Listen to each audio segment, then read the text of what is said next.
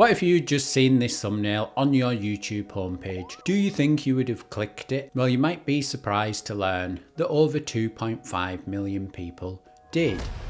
This video was made by Ian on YouTube. He's recently gone from 20,000 subscribers to over 160,000 in just a couple of months, and since I recorded this part of the video, he's now added on another 20,000 subscribers. And as you can see by all his other thumbnails, he doesn't go for the over-edited style. He's got thousands of donations in his chat. Now Ian could have chosen to go down the route of over-editing his thumbnail. He could have used AI to create a thumbnail, but he didn't.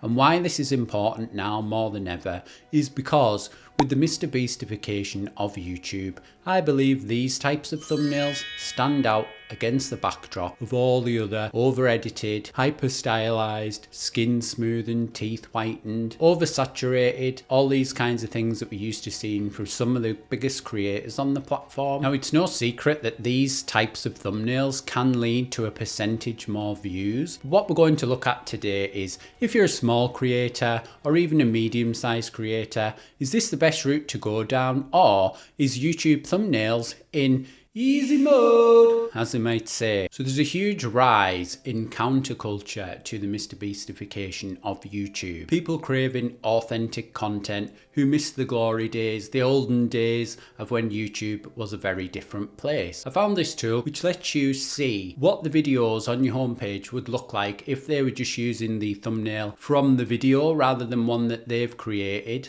And obviously there's a huge demand for this type of thing, for this tool to even exist. But I know from my experience, I joined YouTube over 13 years ago, and sometimes I miss the nostalgic days where you just went to the homepage, you seen a creator and a title, and you thought that's a video that I want to watch, rather than who can spend the most money trying to get you to click a video. We probably spend around $5,000 to $10,000 a thumbnail. And it's not necessarily something you should be doing unless you can back it up with your content. An important point to note here is Ian's thumbnail matches the style of content that he makes. So he's just filming his life, working in the 7-Eleven store, and the thumbnail matches the expectations of what the content is. If he had a MrBeast style thumbnail and then you click on his video and it is just a normal vlog, you're probably going to click away, because these types of over-edited thumbnails set expectations of the type of content that will be in the video.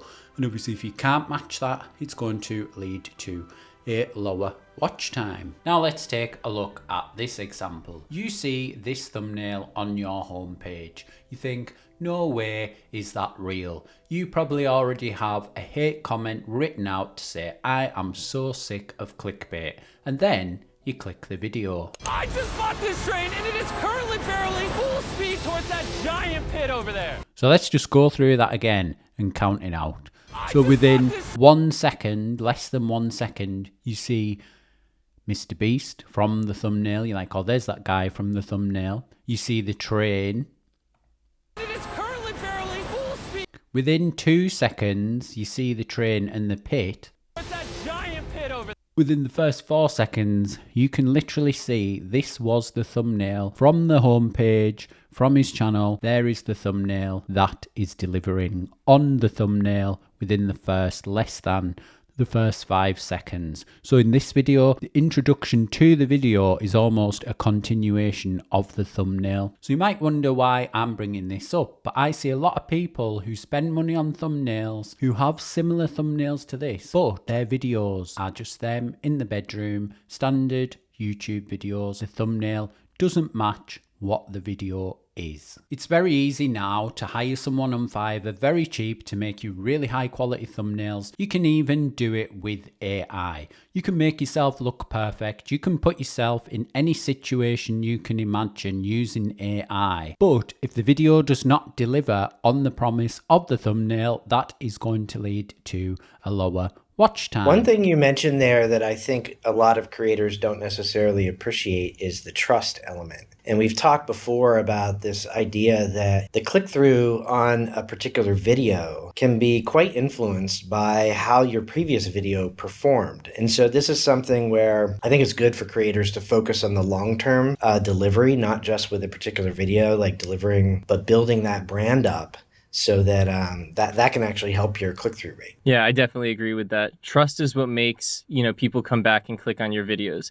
If we had lied in any of our videos and people felt like they were misled, the audience wouldn't keep building. Eventually, we'd start to see the audience not coming back. So trust is, I agree completely. It's a very important factor. A big problem I've seen from small creators is they think, right, I want to be a YouTuber. They have this bright idea, they're excited to get started, they sit down and think, I've got my idea, I film a video, and then they start thinking, oh, I need the best thumbnail, I need to learn how to edit, I need the best title. They spend weeks trying to get the perfect video, they post it, and then what happens? They get 0 views. Now let's say another creator started at the exact same time, and they say to themselves, today I'm going to make a video. They post it, and then they say, tomorrow I'm going to make a video. They post it, and then they say, oh, a couple of days time, I'm going to make another video. They post it. In 2 weeks time, they posted a load of videos, and they're going to be able to look back. Out of those 2 creators, who do you think will have learned the most about YouTube? It's probably going to be the person who was consistently posting and learning slowly over time by looking back and saying, well, this did well, I can improve on this, rather than just putting everything into one video that may or may not get views. There's an old saying that done is better than perfect, and I couldn't agree more, because to finish something, if you set a deadline and say, I'm going to finish it, that's the end of it, is much better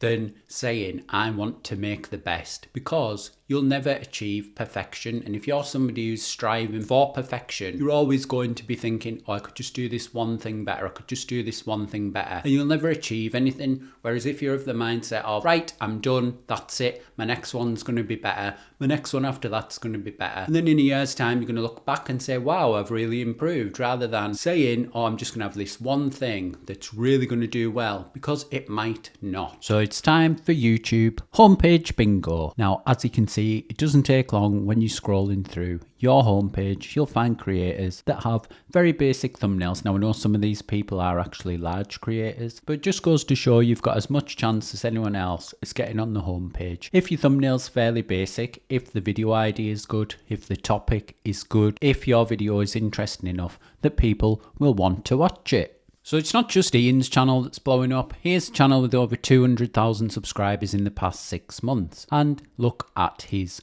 thumbnails.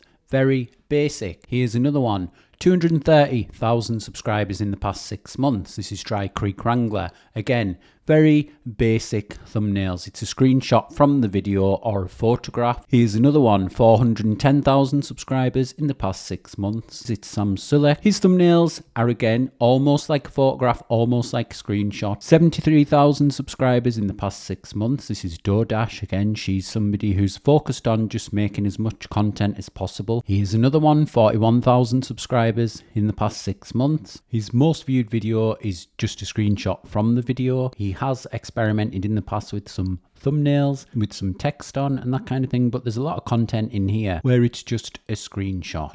And here's another one, 53,000 subscribers in the past 6 months. Just literally very basic, almost the same in every image. But if you go back, some of these did have more words and stuff in, but these ones seem to have worked really well for Connor there, and he's gained a huge chunk of subscribers in a short space of time. So all of these examples just go to show that if you have a good topic, if your video is good, if it's interesting enough that people want to watch, if your video matches the thumbnail in terms of if you are just a talking head, you don't have huge amounts of editing, then people will be happy to click that thumbnail and it meets the expectation of the viewer. So you might hear a lot about click-through rate. It's something for some reason YouTube shows you on your 1 out of 10 when you upload a video. What is the click-through rate? I've heard people saying at YouTube to focus less on click-through rate, especially in the first week or 2 weeks, because depending on who sees your videos, whether it's subscribers, whether it's getting found in browse, whether it's getting found in search, this can be very different. What you should be focusing on, and YouTube's ABC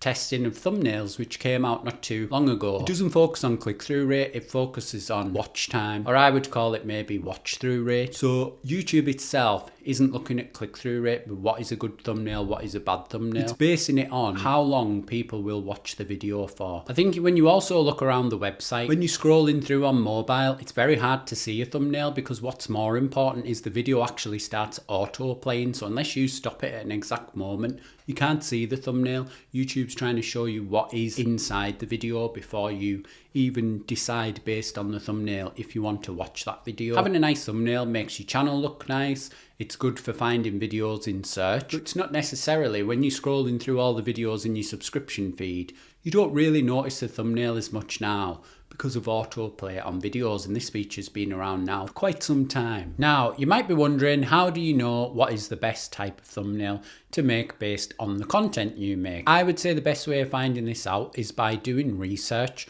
So find the people who are in your niche, who make content that's similar to you, in your style, that make videos the same as you. Go through their content and see what works for them. Is there anything you can do that's similar? That doesn't mean copying it exactly, but is there a way where you think, oh well, actually I hadn't thought of that idea, that seems to work well for that creator, I make similar videos. And this, the more you do it and the more you see multiple channels and look at different people, you'll start to see where you fit in and how you can take inspiration from other people. And that's what I would suggest doing. So if you're thinking now, or maybe I should stop worrying about thumbnails as much, I honestly believe you should. I think do what you think reflects your content. That doesn't mean if you do have the style of video that's really heavily edited, you spend a long time on your video, you probably should spend a lot longer on your thumbnail. But if you're just sitting down to chat, I think you can easily get away with some text on a thumbnail, or just take a screenshot of your video, or even take a photograph because that's higher quality. The point in this video is